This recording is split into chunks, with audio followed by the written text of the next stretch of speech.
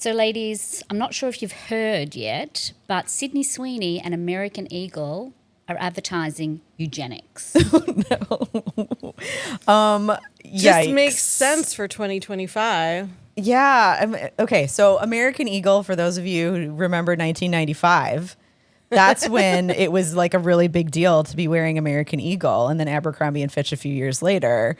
But I just saw this ad a little while ago, and I get the play, the double entendre on jeans and jeans. But I think Norris said it best. They picked like the most Aryan looking person to talk about these jeans. Well, I think part of it, she's hot, right? Oh, yeah. She's hot, got So big tits. So Big tits, amazing her tits. genes are good. Yeah.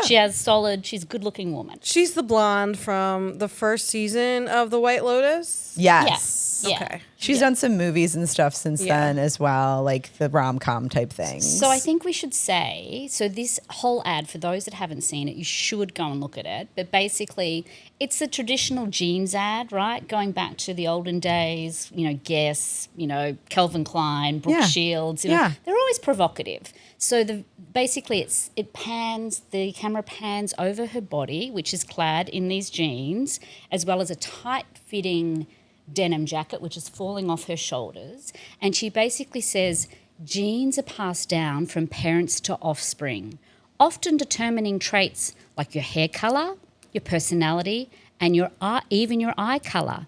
My genes are blue, and it pans to her actual face and her eyes. right. And that's where the controversy obviously has come I'm from. watching it right now, and it's like her jacket. She's got no shirt on, I mean, good for her. and just a jean jacket on. Yeah. Like, As a person who's worked in advertising a really long time, it's incredibly important to have representation behind the camera. And I will say that advertising agencies are terrible for not having more than just white people working there. And this is kind of case in point number one. Like, who is behind the camera looking at this and approving this concept and not thinking about the time that we're currently living in? And I think that's the point. This is an attention economy that we're living in, and we all know that. And more than anything else on this, I don't think that Sydney Sweeney went into this saying, I'm going to do eugenics. She's not No. I don't get the impression she's a racist. No. And I mean, even like that's just not a badge of honor that you want to be wearing. Right. And to the point where these jeans themselves actually have a butterfly on them. And if you buy these jeans, basically 100% of the proceeds are going to domestic violence hotline. So Okay. the base of it is not horrendous. Where but they clearly buried the lead there. yeah. yeah. Yeah.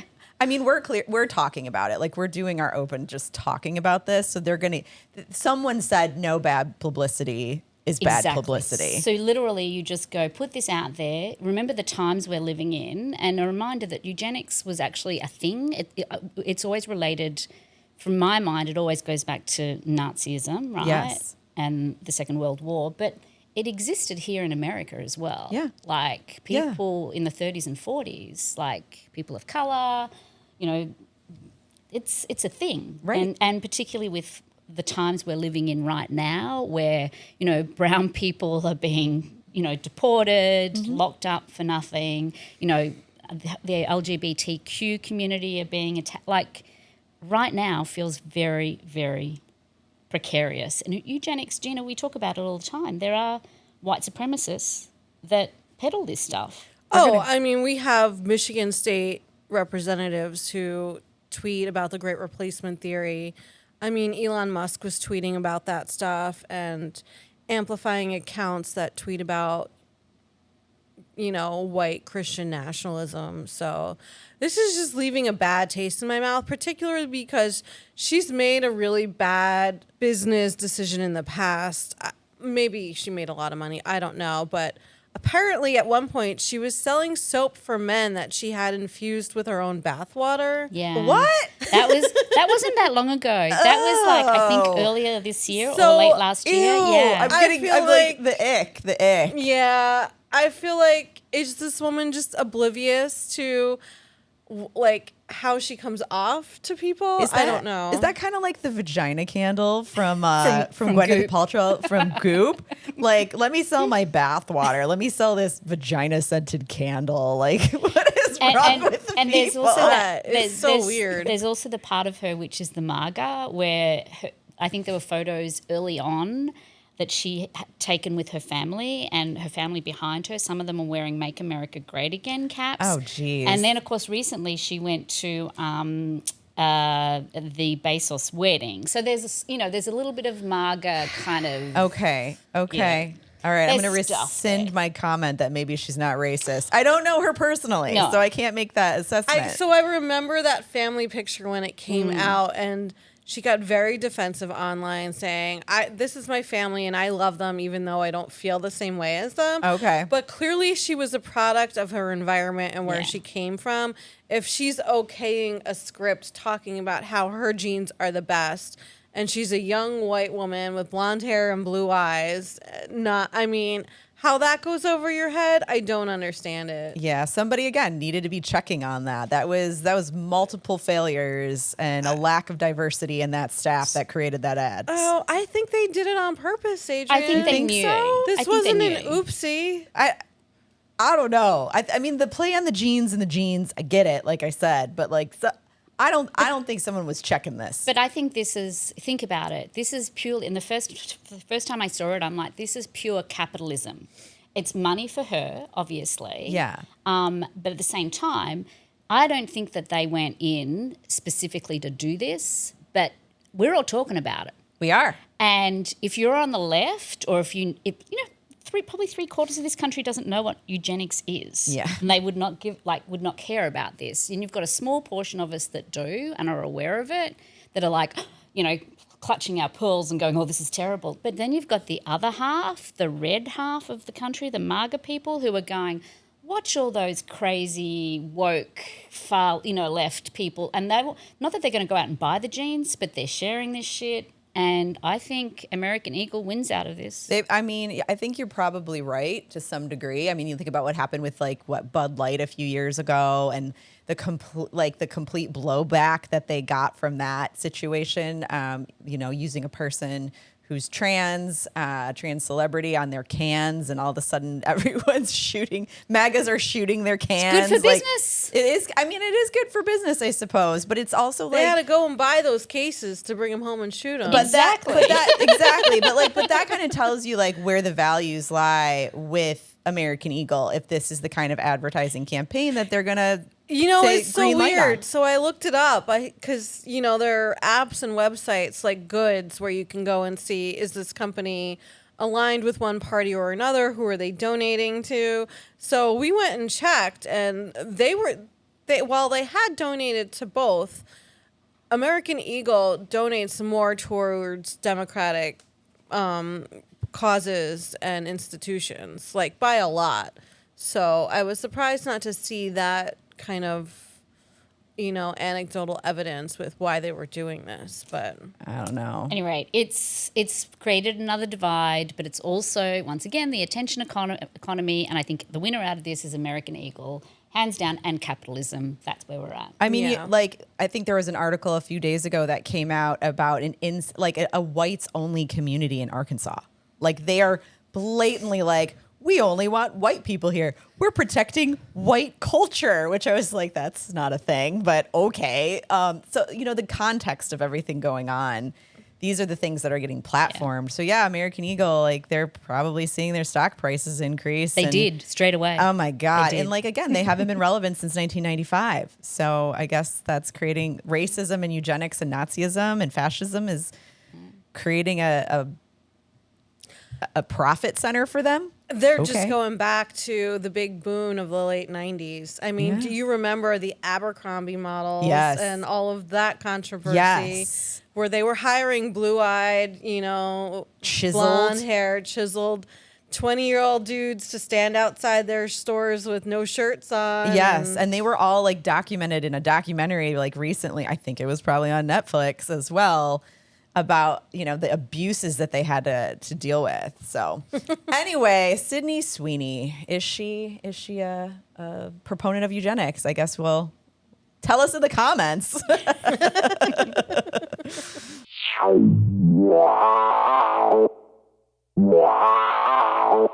All right, everyone. Welcome back. We're here for another episode of The Point of Disorder. I'm Adrian. I'm Julie. And I'm Gina. Well, we've got a lot to get through today, but before we do that, we want to make sure that you can all find us to like, review, share, and tell your friends. So look for the link in our bio for that. But we got a lot we got to talk about today, like a whole massive list of things, including your favorite, polling. Yeah. Yeah. Brings me back to my college days. Sitting in my little cube with my Time Life Operator headset on. There's not a lot of people who could sit there and say, you know what, polling really takes me back. I also one time did like the calls, like the cold calling of people. Yeah, don't ever go to a conference and sign up for things because someone's going to call you to sell you pots and pans. That was me. Not polling, though. Oh, no, I would call people and ask them what they thought of Chuck Schumer. Jesus, fun. and it's so funny And he's because still fucking I was here. going to say, and 30 years later, they're fucking still here. No, I'm not giving away your age, Gina. But No, yeah. it was less than 30 years ago. Okay. Me think you protest too much. It was 27 years ago. okay. No. To be precise. Well, Schumer's still around, and we've got some polling to examine about our favorites, the Michigan Dems. And like low key, it's probably his fault while the Democrats are polling so low right now. It's a lot of their fault. Let's be real. So like just yet again, another poll has come out basically showing America that the Democratic brand is at a 35-year low right now. I don't think any of us are surprised. The party is kind of like, despite people wanting to admit this, we're fractured right now, right? There's a lot of infighting. There's a lot of policy debate going on. And, leadership doesn't necessarily want to kind of follow the trends that the general public are. So wait, can we say that their branding is actually doing worse than American Eagles right now? I think that's probably clear. I did my own polling on the weekend. Now, I never have had a job like you two doing actual polling, calling people, but Gina knows I do a lot of personal polling. Yes. Like literally. Taking the pulse. Taking the pulse. So on the weekend, I was pretty much out the entire weekend around non-in-the-bubble people, like just not randos, but my friends. You're on the street. Normies. Normies, that's right. I have some normie friends. And all these normie friends know what I do and what we do and are big fans of us, by the way. Oh, fantastic. But seriously, they're like, where the fuck are we? What the fuck's happening? And Dems suck. So they were the three kind of like topics of conversation or questions to me. And all but none basically are like, yeah, Dems suck. Like they all agree we're in a shitty place. Things are going really badly, but who is going to save us? Who's going to help us? I feel like Julie and I had lunch with some people on Friday, and one of them he just wrapped it in a bow so nicely for me.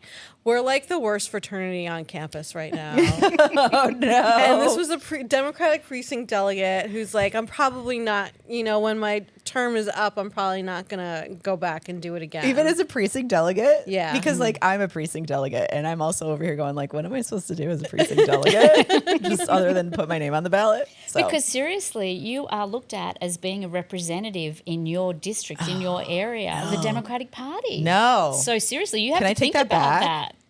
You're Can going to I- have to wear glasses, a funny nose, a wig. That's what it seems like right now. I'm going to put out a poll for us on our Instagram stories. Who do you like better, Distill Social or the Democratic Party? You already know I the feel answer. like our numbers would be pretty I pretty think you know high. the answer to that. I think you know. Well, tell us a little bit more about And this then I'll do polling. another poll. Is what happening in Gaza genocide or not? Those are my two polls. Those are, yeah. I think you're gonna, the answers you're gonna get. But tell us about the polling. How bad is it exactly? No, it's bad. It's the worst ever, quite honestly. Like I said, 35-year slump. And I think it's because, for two reasons. We definitely have an identity issue right now, right? people are calling themselves progressive. They're not. They don't even support universal health care or things like raising the minimum wage. How do you call yourself progressive? Okay, I don't understand it. And then we have people who call themselves progressive endorsing people like Sheriff Swanson. Yeah, we need to talk about this.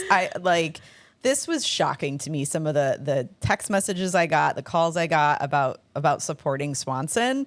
And I was like, in what fucking universe am I going to vote for a cop for the governor? An anti-choice cop. An anti-choice cop. We'll get there in a second, though. But, like, this is the problem. And I don't know if you guys remember in 2022, yeah, it was 2022, during the whole Haley Stevens, Andy Levin primary, people like AOC and Rashida and Ilhan Omar and Anaya Presley came to Michigan, held an event at the Redford Theater, and people who had just come from a Haley Stevens canvas went to this. And I'm like, I don't understand how you could be supporting Haley Stevens and not the progressive whip in the Progressive Caucus in Congress. Right. Who all the people on stage are in the same caucus with, not Haley. And you guys are sitting here right now saying you're progressive? I don't, it's like, this is the problem.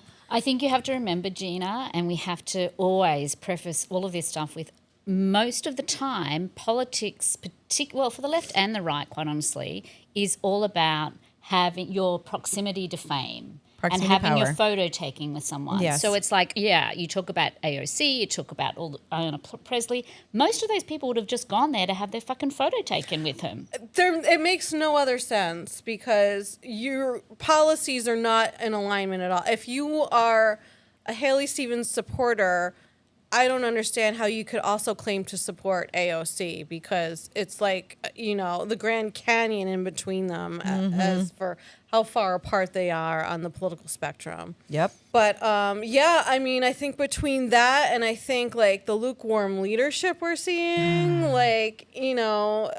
I can't, like, so I don't know if I've said it before on this podcast, but I have to give credit to my associate creative director.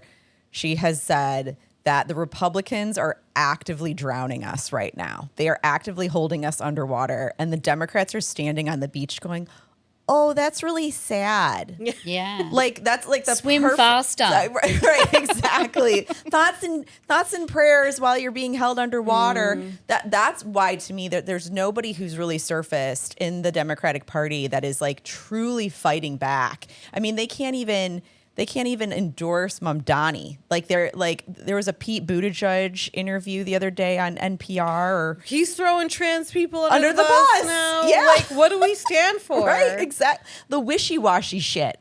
Like, I don't want to alienate these people and I don't want to alienate these people. Like, fucking stand for something.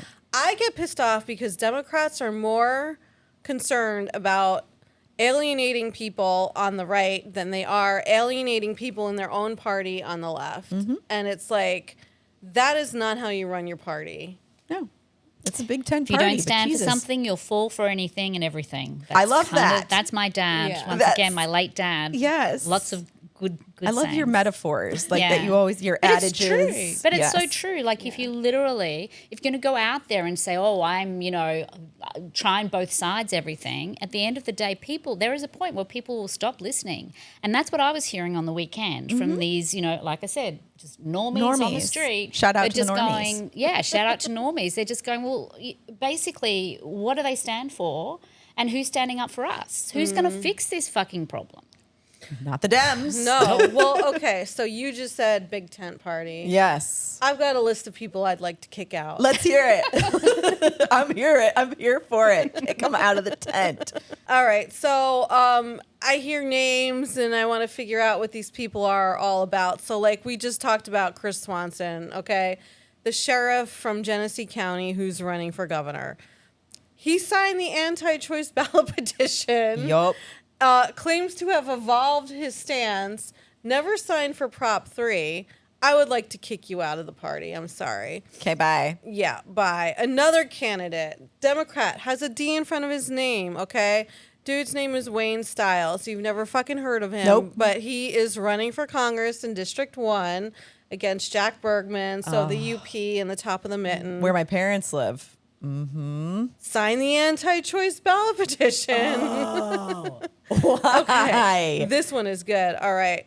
Brandell Adams recently launched his campaign for that special election seat, Senate seat that Kristen McDonald-Rivet just vacated. Okay. So that seat's been open. Everybody's waiting. So it's incredibly important. Yeah. Yeah. Because this is a special election, which changes, obviously. They've been waiting for a Democrat to step in and Right. announce. So Pam Pugh announced, and then like a day or two later, Brandell Adams, who was the president or chair of the Saginaw Dem Clubs, which is kind of like a defunct club, he announced. And I'm like, Who the fuck looking is this him guy? up, like doing my little thing. I'm like, what the fuck? You sign another one, sign the right to life petition. Get out of the tent. I'm just sick of these people. I don't really understand. Like these, your signatures follow you. Like Yeah. we can see if you've signed certain petitions. That's absolutely right. So that data, basically is available. It's publicly available information, and it doesn't fucking disappear. Yeah. So it's like, It's absolutely. Palantir got nothing on our data systems, Julie. no, that's right, exactly. All analog all the time. All the time. Write It's it down. Massive, big fucking Excel Fax spreadsheet. it over. Spreadsheets and piles of old documents in the corner of Julie's. You guys are the condo. ones right. collecting like the file cabinets that you can get at like garage sales that nobody wants to use anymore. Well, okay, like speaking of Democrats, but now like former Democrat, we got Mike Duggan. Oh, fuck that guy. He's also running for governor, right? But I think it's worth kind of noting if he's allowed himself to leave the tent willingly, but he's gotten some interesting donors now that we've been able to see all of that. Well, most of his donors are giant Trump donors. Right. So Mike Duggan might have been a Democrat, very much like Trump. Yes. When he didn't get what he wanted from the Democratic Party, he left. What do you think he wanted from the Democratic Party? Oh, he wanted to be, I think, the kind of de facto chosen one. You want to be anointed, basically. I will say, and I'm going to like tilt at windmills here and say, I think part of it is he saw the brand of the Democrats going down the toilet. Maybe. And so therefore, part of his thinking was that, Jesus, like how on earth, like, because he did this early, right, to actually jump ship and run as an independent. So I think it is important to acknowledge that he probably saw that as well. And I will say about Duggan, and I'll say this, Detroit is a fucking hard place to be the mayor of, right? Yes. There is a lot of corruption, a lot of shit goes on here. You've got to negotiate the hell out of this place. It's not like being the, mayor of Royal Oak or fucking whatever. It is a really tough job. And I don't agree with everything that's happened in Detroit, but I think he's done a reasonably good job of like getting it through. Absolutely fair. So I think we have to acknowledge that. Yeah, we have to absolutely acknowledge fair. that he's done a good job getting it through. The financial crisis, basically coming out of bloody bankruptcy and all that kind of stuff. Are we both sidesing things right now? No, no. There you go. Duggan. There you go. No. So I don't think we're about both sidesing things, but I think we have to acknowledge stuff. Sure. And we have to be, and I want to be a little bit counter as And well. he did the work Yeah. and completely acknowledge that, and he's willing to He work gave with anyone. billions of tax credits Yeah. away. Yes, He did. He Yeah. only invested in a tiny portion of Detroit, and if you weren't in his little inner sanctum, you had no benefit from his how many term rule? 3? I don't know. I don't know. I don't know. Not a fan of the guy. Not a Yeah. fan of the guy. Also because, Distill Social was out at every campaign event on both sides of the aisle last year. Because we have Julie's look. so much self-loathing. No, but seriously, Masochist. No, I know. like Duggan was at every fucking dem was. event. He was. I'm He was. feeling a little E2 Brute-ish on him. Yeah. I don't know. Yeah. No, yeah, he was. Dude He was. wouldn't miss wouldn't miss a moment chance to to have his picture taken on stage with Kamala Harris. Yeah. Yeah. Literally followed her around the state. Yeah. I don't know. Not impressed. Absolutely. But I don't know. Is this just a rumor that I've heard that Big Gretch is kind of behind him as well. Like she's in his corner. I don't know. I've also done heard she's vicious behind. rumors. She's behind Mallory as well. Like I'm hearing all kinds This is of just interesting gossip. I just want to gossip. say this is gossip. We don't know. Yeah, I've heard that she may be pulling some strings for him. Wow, and not her own LG. That's really interesting. Anyway, we don't know this is fact. If anyone Yes. has any facts, let us know. Yeah, We'd love to hear. Give us the scoop. Conjecture, perhaps. Some conjecture. So Yeah. I think in addition to Democrats standing on, the banks watching us drown, they're also just shitty policy. I mean, we talked last week about how Matt Hall and the Republicans have only let 6 bills eke by this entire session that they've been in. In the meantime, I'm hearing from Democrats the things that they're like pushing for are like banning cell phones for kids in schools and making sure our kids are mandated to learn cursive. And I'm just over here like, my fucking head is exploding when I see shit like that. I'm like, we are losing healthcare access for people with disabilities and children, on Medicaid in less than a year. We have massive inflation. We have a housing affordability and availability crisis. We have a mental health crisis. Like, we have so many other fucking crises to worry about. And you're going to tell me that you don't want my kid to have a cell phone in school? That's something that you can't even fucking regulate. Adrian, During a school shooting epidemic. Correct. Adrian, you should also note that they need to learn cursive. That will dramatically increase their You know life. how many, like That will dramatically increase the likelihood of them not getting shot the next time somebody right. comes. Do you know why? Do you know Here's my why? fountain pen. You know why they have said that they want kids to learn cursive is because they want them to be able to quote unquote read historical documents. And I'm like, Michigan's ranking in math, reading, and science has been on the decline for years. We are ranked 44th in the nation on the NAEP, the National Assessment of Educational Progress. We are ranked so fucking low, and you're gonna come at us and be like, oh, we really think kids So we learning could take them cursive. to DC and they could read the Declaration of Independence. Exactly. Or they I'm could just- sorry, they- but no. Everything is digitized. They need to be able to compete in a world where they need to understand science and math and how to fucking read in general. Yeah. And you're going to come at me with cursive? No. So I think we have the answer to this because we all agree that politicians are going to do jack shit from either side about this issue. Yeah. I mean, remember that they're not even in session at the moment and they haven't passed the budget. So kids are going back to school, teachers are going back to school in a matter of weeks, and there's no budget that's no being budget. set No for these budget. people. And I'm hearing that we might have a government shutdown, we'll say. Just in Fun. Michigan? In Michigan. Yeah, shit. because they're worried about shit like cursive and keeping cell phones out of schools. So we are, once again, reminded to everybody these ballot petitions that are about to happen. And today, the Board of Canvassers are meeting, and we hopefully will have Invest in My Kids ready to start collecting signatures on by Labor Day. And I just Fantastic. want to point out, download Distill Social's app, because on there you'll be able to find out more information about the petitions that we'll be collecting for. Is that everywhere in the App Store? You can get it for Yeah. Android and Apple. Shameless plug, Android. I love it. Apple, yes. All right, yes, I'm yes, doing yes. it. I'm doing it right now. You can sign up to volunteer. You can. And when the petitions are out in the wild, we'll even tell you where you can go and sign them. Super excited for great. that. That's fantastic. So Yeah, but get enough the of that. app and then leave it a 5-star review because it is pretty fucking awesome. Yeah. And you can listen to this podcast from the app also. God, That's great. multitask. So many things. Take it with you when you're traveling up north for your last days of vacation this summer. right. Take Speaking it of with last days of vacation, we've reached the apex of the summer where I am right now, both simultaneously wanting my children to go back to school, but also dreading going back to school because then you have to make lunches and get up early and all that shit. And, it's the time of year where everybody's out golfing. They're still kind of enjoying this crazy hot weather.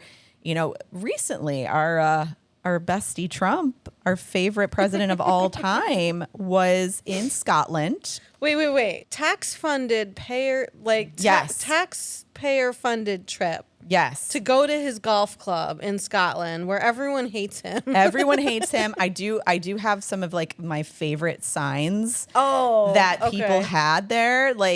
Some of Trump is still a cunt was especially fantastic. And that was way far back. There was a photo of some other signs that were a little more tepid. The Trump is still a cunt was great. Small hands, big lies. I really like that one. Make war criminals unwelcome again. A bit like Hitler, but his hands are littler. That was good. And then I really appreciated that, like, when he'd come out to speak, he was being drowned out by bagpipes. Oh, yeah, that was good. You couldn't hear a word of him fucking complaining about windmills. God, but like he was there to golf, like essentially Yeah, he was. taxpayer funded. Do either of you guys golf? Have you golfed? When I was younger, so being the only, my dad only had daughters, myself and my sister, and he liked golf. So Yeah. I would be the proxy son occasionally and go and do golf. But most of the time I was hungover and I was pretty fucking bad at it. So I just want to point that out. But not as bad as him. Yeah. I don't think Brian had you go throw a ball on the green for him. No, I'm pretty sure Brian was better caddies. at golf and he wasn't great. His caddies are paid well. But Brian wasn't golfing as much as this dude. This dude golfs. golfs all the time. And you know what? I'm okay. Whatever, you have to do something. Every prime minister, every president has Hardest their job time. in the world. You should have a day every now and you should again. do that. But to do it so often and to be so fucking bad at it, Literally. that's embarrassing. It is. Did you see? He was hitting it into bunkers. There was and an actual video that was caught on video that his caddy literally dropped the ball closer to the hole. I don't know shit about golf. I don't know anything about birdies, bogeys, eagles, or whatever. But I have that a looked like question. cheating to me. You're on your own course. Literally, You're you playing with own golf yourself. course. Jeannie, you're playing with yourself. Why do you need to cheat? Like, I don't understand. Because he's a fucking cheater. Like, just period. He's just a Who are cheater you at everything. cheating? You're cheating He's yourself. made quotes in the past where he says, I cheat at love, I cheat at business, and I cheat at golf. But then, like, in the same breath, he's got quotes where he's like, I win at golf. I'm a club champion many times at different clubs. I win at golf. I can sink the 3-footer on the 18th hole when others can't. My whole life is about winning. I don't lose often. Oh, he buys his own bullshit and then has his caddies paid so well that they literally cheat for him. But whilst he was there, he also got questioned. He was with Keir Starmer, the Prime Minister of the UK, and he's literally standing there next to him and not next to the bald Scottish guy who said he had to wash his hair and that's why he didn't turn up. He's literally standing there and taking questions. Did you guys see this?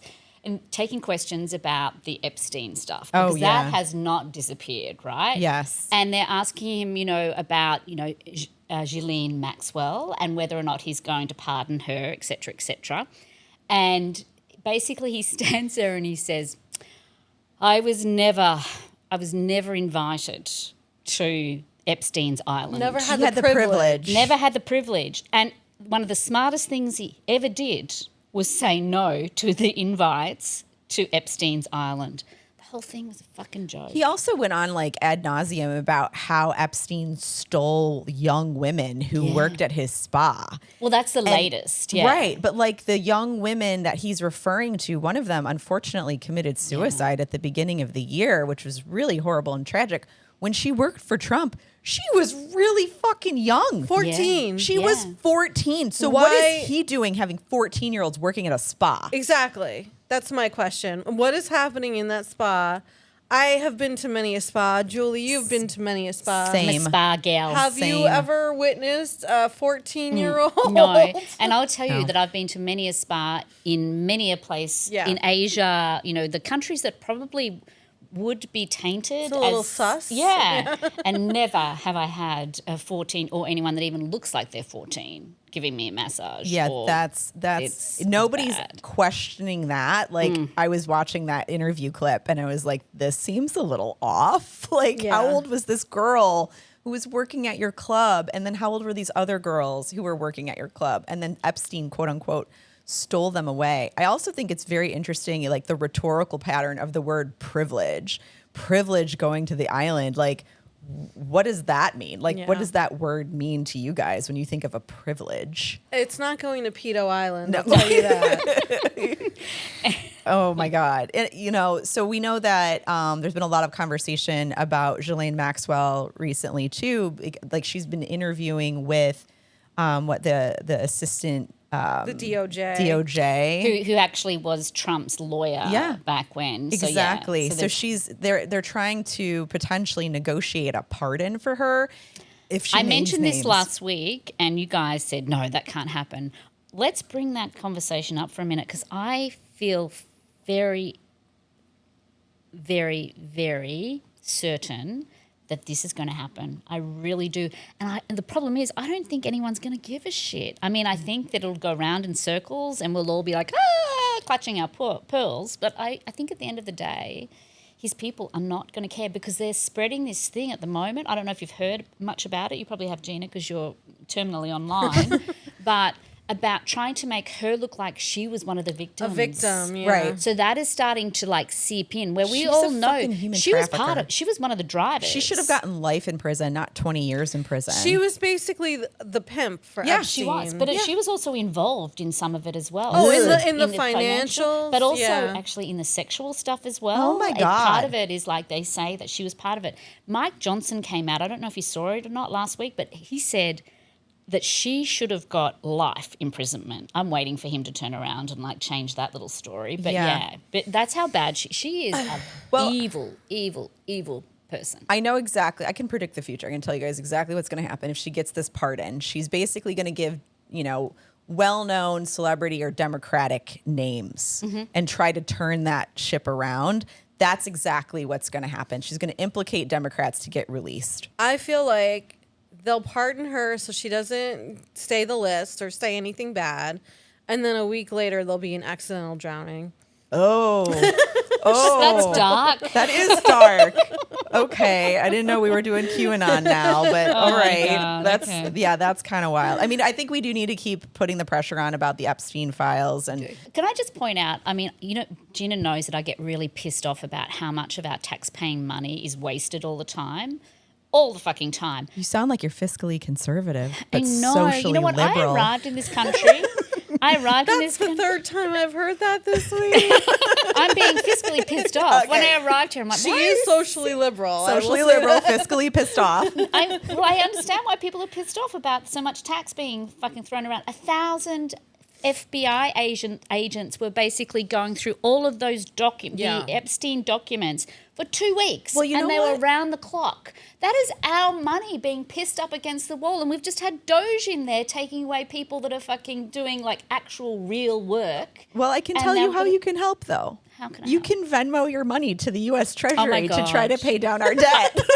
My So no, they literally opened a Venmo. I know. I sent it to you Or both. was it a Yes, GoFundMe? exactly. I Yeah. sent it to you Like, both yeah. because my husband sent it to me and said, Julie, we're not paying enough taxes. If we pay into that, we'll also get universal health care. I told that my was his dad joke about to it. me. Like you told us in our Yeah. thread. I told my dad. It was like watching his head explode in slow my gosh. motion. Like because of this massive like hole they're blowing into our deficit. Like they want. This is what I pay fucking taxes for. You're gonna ask me to Venmo you? I know. But what is happening? I'm confused because they hate socialism so much, but they keep doing socialism. I know. Like it's all good when it just helps them and nobody else. They've all got shares in fucking Venmo and GoFundMe. I like face it. fiscally pissed off though. Let's keep I'm using fiscally that. pissed off. You're fiscally And pissed off. I'll tell you why else I'm fiscally pissed off, because apart from that time that people are spending on that shit, the FBI, also these pricks in fucking DC, they're not working for the next 6 weeks. Right. They're So- all getting health care. They're all fucking getting paid. They're getting That's our paid time taxpayer off, money. Exactly. and they get free government health care. Exactly. And Matt Hall and his fucking merry men up there is saying, oh, we don't need to do anything. So it's like, that's why I'm fiscally pissed off. It's like it. Not, yeah, okay. I like it. It's a Makes new thing. sense. I like fiscally pissed off. You know who else is pissed off? Not to get back to Trump, but like, I mean, this is the fucking world we're living in right now.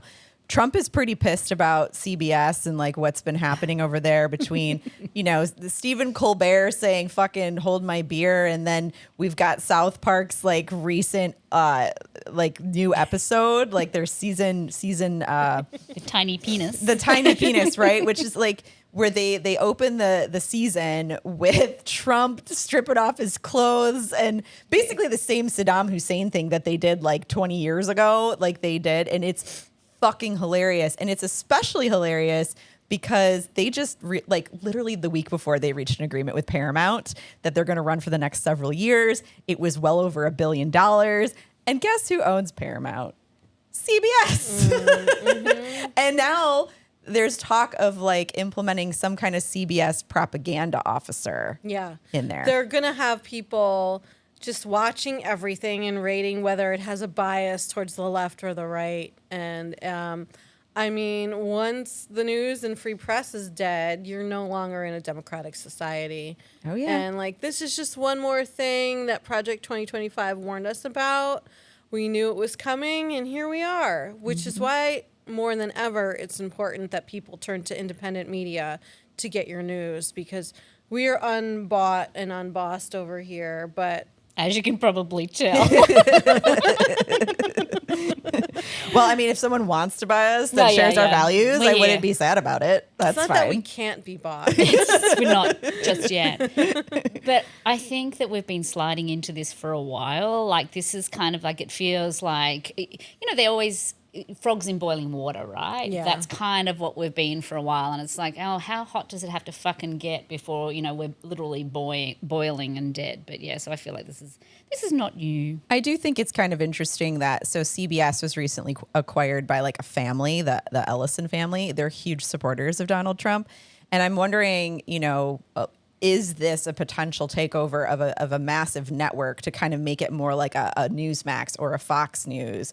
They're going to be bringing in Barry Weiss, who's a conservative commentator, so he can take on an advisory role at CBS News. You know, so if, I don't know how a propaganda officer is basically going to be able to like label things as like, what am I going to see, like a warning label? This is conservative or this is liberal. Like how are they going to do that? Okay. Do you remember when Tipper Gore did her congressional things to get the warning label on parental CDs? advisories?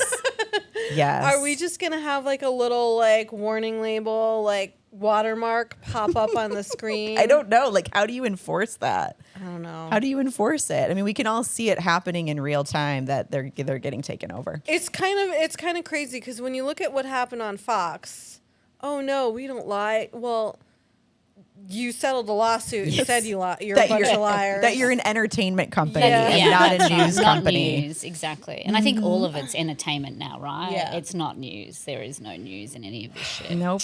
There's no news. It's opinion. It's opinion disguised as news. I wonder. Exactly. We can have a platform because Fox News won that lawsuit. So thanks, Fox News. exactly. We appreciate We'll send it. you a gift basket. I love that.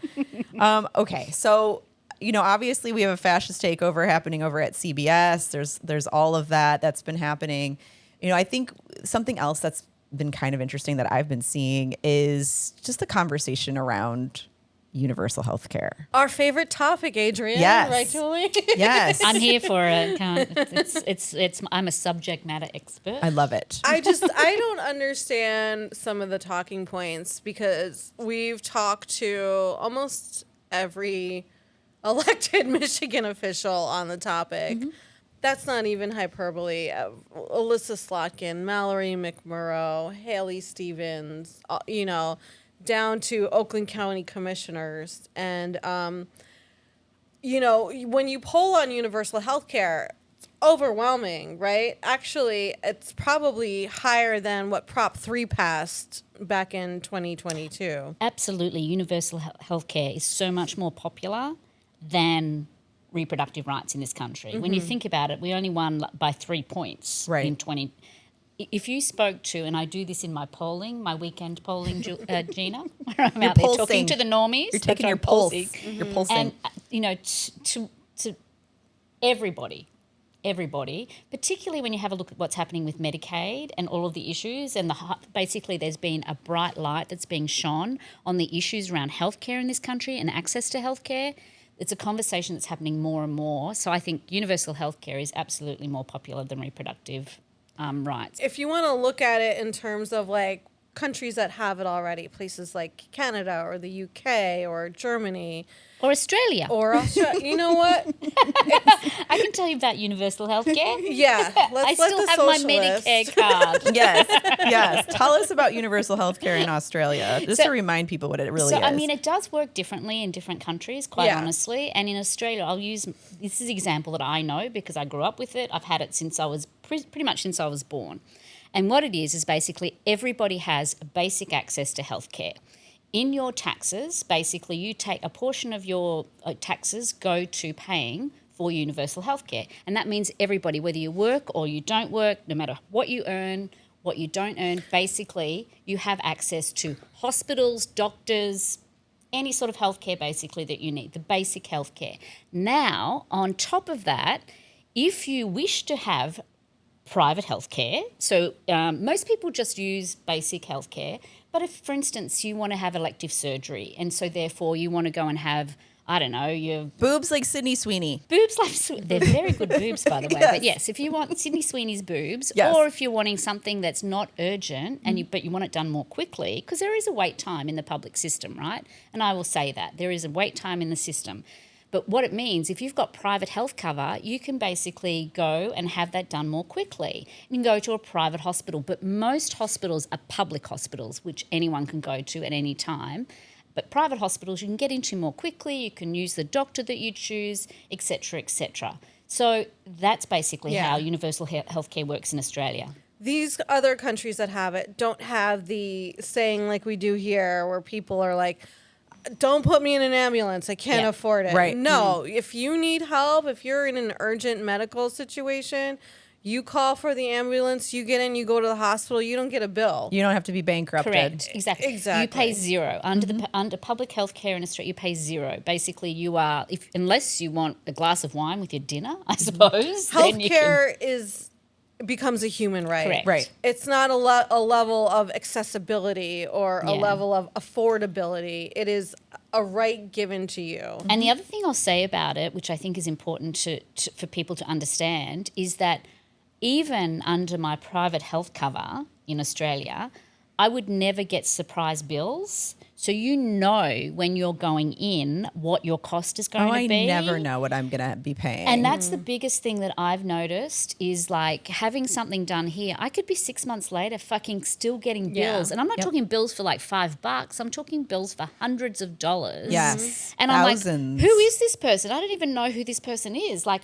is this a scam? Yeah. Like, so I think And that's now something. the Trump administration, because previously we removed medical debt from credit reports. Now the Trump administration is overturning that. They're putting medical and debt back they're in. working to put medical debt back on your credit report. That's amazing. That's So amazing. It just gets worse and worse here. But I think the thing we really need to point out is in all of these countries with universal healthcare, government-run healthcare is they pay less for better outcomes. Yes. And that's the bottom line. Yeah. And that's because you get to negotiate. They negotiate. The government negotiates the pricing.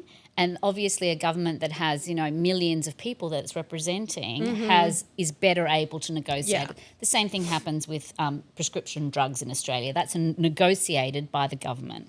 Right. So they pay less, they live longer, and they live more quality, like a better health quality. My daughter had an emergency appendectomy 2 years ago. It was very scary. Like, we all got through it. We were still getting bills for it 2 years later. We got like a massive $3,500 bill 2 years after the fact. Now, like, we are in a position of privilege that we can afford to pay that, but there's a lot of people out there who can't. And Yeah. that's fucked up. And I think that's why everybody needs to really understand, like, when you're listening to your candidates and when you're listening to them talk and they start kind of sidestepping the universal health care, Medicare for all, listen very carefully to Yeah. their words. And when you hear them say things like I'm for accessible healthcare, I'm for affordable healthcare. That's bottom line, it's just a cop out. Yeah. Sorry. What do you guys think? So I went on a date like a while back with a guy. I was waiting when we were going to get I to know, the dating right? bit. Yes. I'm taking a break from dating at the moment, but I went on a date a while back with a guy who works for Blue Cross and Blue Shield. There was no second date, and I think it's because within the first 10 minutes I asked him his opinions on universal health care, and he he answered the question, something that he believes in, but he said he doesn't think it's ever going to happen in the United States because we're too greedy and we want everything right now. So do you think that's like the biggest barrier is capitalism and greed? I think that's part of it, but I think that's a misnomer. I mean, in terms of, and having spent a long time here now, I think it's just as hard to get in to my doctor, for instance, even harder, and to get into like specialist care as what it is in my home country of Australia, where universal healthcare exists. Yeah. So I kind of like, yes, you want everything now, but at the same time, I've heard of people like, having to wait for MRIs for like, you still have months. To wait here. Yeah. You still have to wait. So I kind of, and it's all privatized. So I mean, I think there is the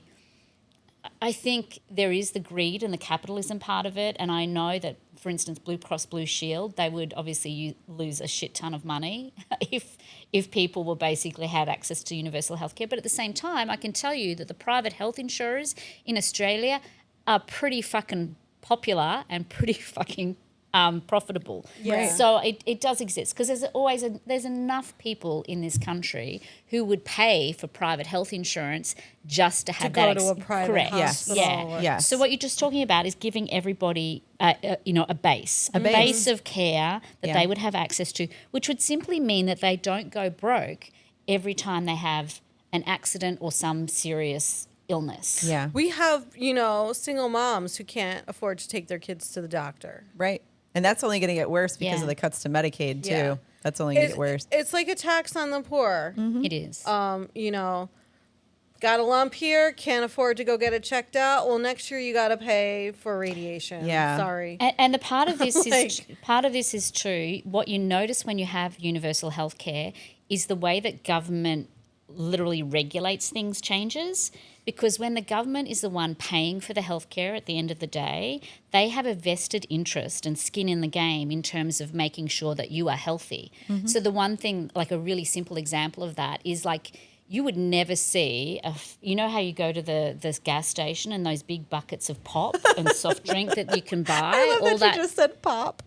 I know. Did I say it right? Yes, you okay, did. Thank you. I love it. It's But hard. you're right. The big gulps. Yeah, you would never be able to have that. Massive the big gulp. Lowe's like, pail you of just, Coke. Because Bloomberg actually outlawed them in New York City when he was mayor. Yeah, and I fucking rightfully so, because no one needs a bucket of fucking soft drink of sugar, basically, at the end of the day. I think it's like Mountain truck Dew. drivers that buy them. I Mountain don't know. Dew. No, I reckon, Mountain Dew. My Like all that teeth are stuff. tingling just hearing about it. I have to say, every time one of those cyber trucks drives by me, I'm like, I wish I had a big gulp to throw at them. I saw an orange one this morning. An orange one. Orange? Yes, orange. Jesus. I want to kind of talk about a little bit about the fact that people have to wait here as well, because that's really the number one argument that I always hear. Especially in rural areas where there is a massive shortage of healthcare workers. And I know that like nurses have gone on strike because their hours are insanely long. There is no minimum wage for healthcare workers, right? So there is. There is a minimum wage. It is the federal minimum wage, which I think is like $7.25. Yeah. But what the Labor Which Department... puts you squarely under the poverty line. Which basically means that you can't afford healthcare. Yeah. But anyway, the Labor Department has just recently proposed, I don't know if you guys saw it or not, they've proposed changes, including home healthcare workers, basically businesses being able to pay home healthcare workers less than the federal minimum wage. What? Yes. So these let's be very clear about who these home healthcare workers are helping. Your mum and dad, me in a few years. Yes. it's insane. They want to pay them less than $7.25. So basically, there'll be no floor in terms of what you can pay home healthcare workers. On top of that, they are going to take away the requirement of them having to pay overtime. Oh, my God. There is also some talk about, part of this proposal includes workers having, or employers having less responsibility when it comes to protecting workers in their work environment. So, for accidents and things like that. So this is all proposed. The Labor Department has proposed this. I got this from PBS. I'm not making this shit up. So let's just put this in perspective. Okay. your father was home in hospice care for a very long time. It was, yep. And your mother obviously needed help to take care of him. Yes. The person who came in to help bathe your father, Yeah. change him, Yep. all of these things. Now you can pay $2 too. if you Yeah, want probably to. 50 cents The under this people law. who we knows? entrust to care for our Yeah. most vulnerable family members, they don't want to have a minimum wage Yeah. for. I want to point out Okay, that the got people it. who would work those jobs are probably Immigrants? not Americans to Yeah. begin with, right? They're probably going to be immigrant populations Yeah. because that's obscene. That's obscene and insulting, and people should be insulted, especially as we have boomers who are just coming into. Well, that's an aging population. Aging, Exactly. yeah. And I think just remind everybody that you're going to end up not having people doing this work. Yeah. There's going to be such a shortage that, yes, you're right, Gina. We had all of that help at home. And what will happen is instead of them having someone to come and shower dad every second day, it will be every second month because Yeah. we won't be able to get people that are doing that. Yeah. Now, it wasn't the case in Australia, but I'm just saying that's the example. The invisible labor of that's also going to fall on women. Yeah. And Oh, families yeah. as well. It's I going to mean- force women out of the workforce. Yep. Right? It's I'm sure this has all been thought about from the Heritage Foundation. yeah, Yes. exactly. I wonder if they would have telegraphed that in a blueprint to everyone. Oh my God. It's insane. Well, and this is probably why our unions are such vocal proponents of universal health care. Yes, they are. Nobody has, talked about it more than people like Sean Fain, president of the UAW. Shout out to Sean. Yeah. AFL-CIO had a memorandum years ago in support of universal health care.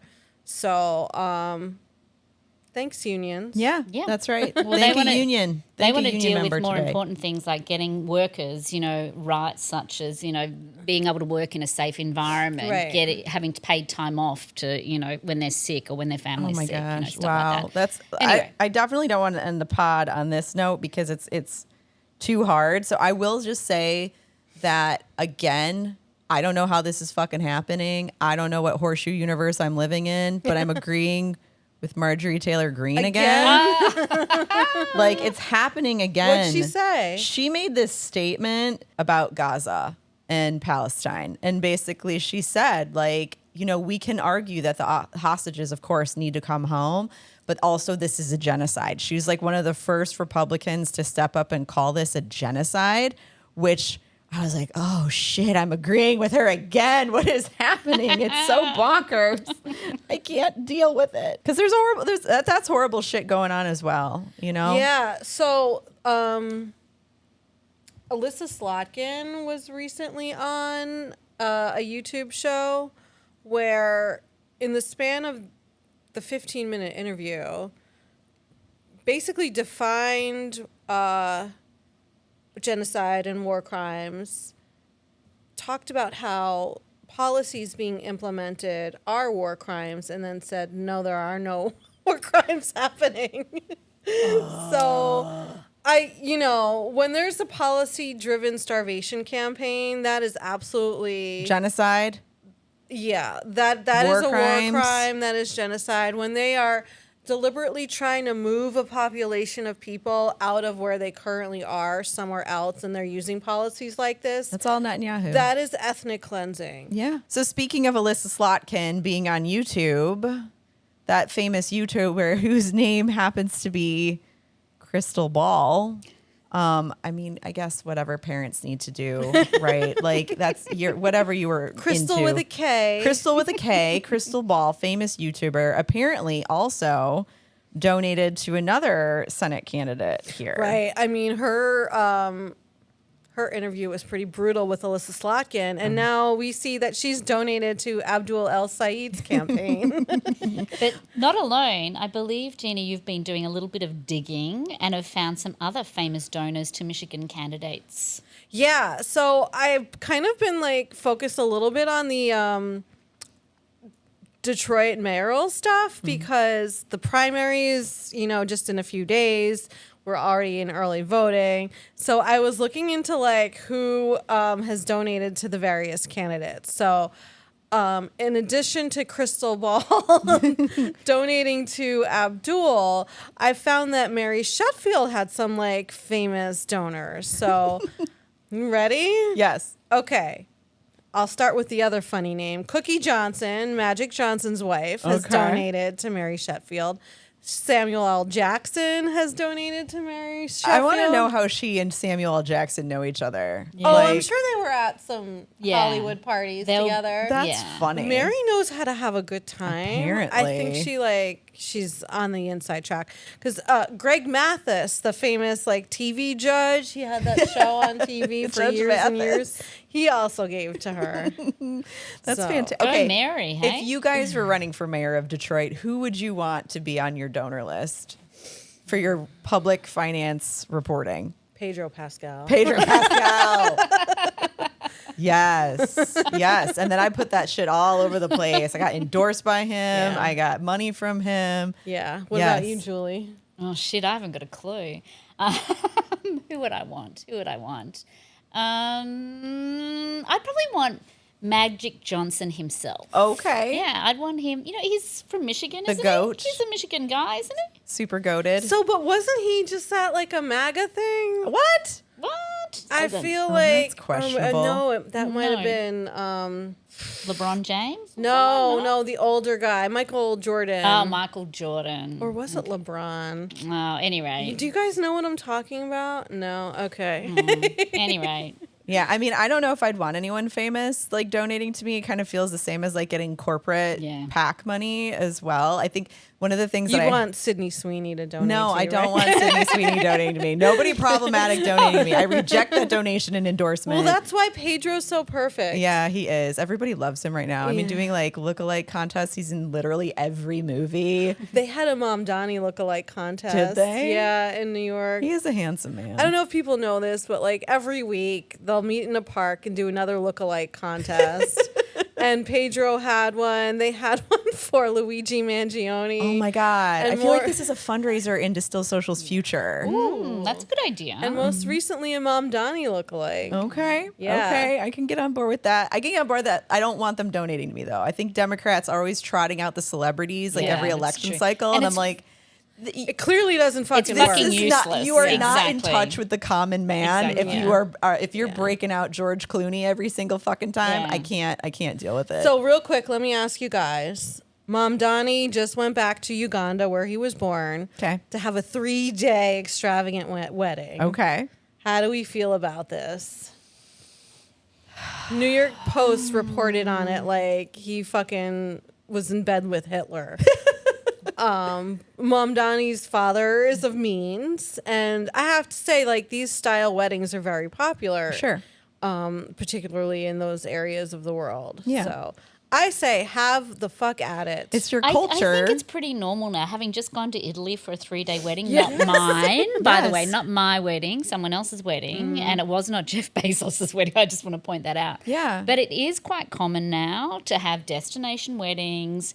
And if you're going back to somewhere that you were from, like I have to say that there's a good chance I might go back to Australia if I was getting married again. Sure. I Yeah. don't know. Yeah. So I don't think it's such a big deal. And like in some cultures, having spent a lot of time in Asia, it's very common to have like, you Yeah. know, multiple day weddings. Yeah. I just think it's a thing that the West has just caught on. That's what Indian they're doing weddings too. are Yeah, so exactly. fun. Yeah. Same I mean, Chinese, yeah. That's what they're doing here now. And when I got married many moons ago, like you had a bridal shower, you had a bachelorette party, and you had the wedding day, and and maybe the rehearsal dinner. Now it's become like these 5-day long situations where everybody's invited, and it's an excuse Yeah. to party more. Yeah. And I don't see that as being a problem. But the No. New York Post has kind of got it out for Mom Donnie anyway. They do. And like there's this whole misnomer that like socialists need to be poor. Exactly. No. They want 3-day weddings for everybody. Correct. That's all I'm Exactly. gonna say. Exactly. Maseratis for everyone. I wasn't going to say it. I was just leaving that to you.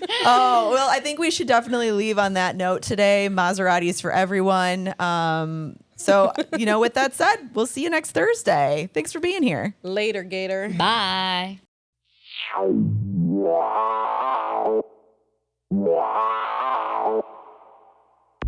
And that's a wrap on today's episode of Point of Disorder. We'd like to extend a huge thank you to everyone who listened today. And if you like us, give us a like, a subscribe, or a review on any place you get your podcasts. And don't forget to follow us on social media at Distill Social and at The Guerrilla Politic. This is the Point of Disorder podcast, signing off. Stay sharp, stay progressive, and above all, stay tuned.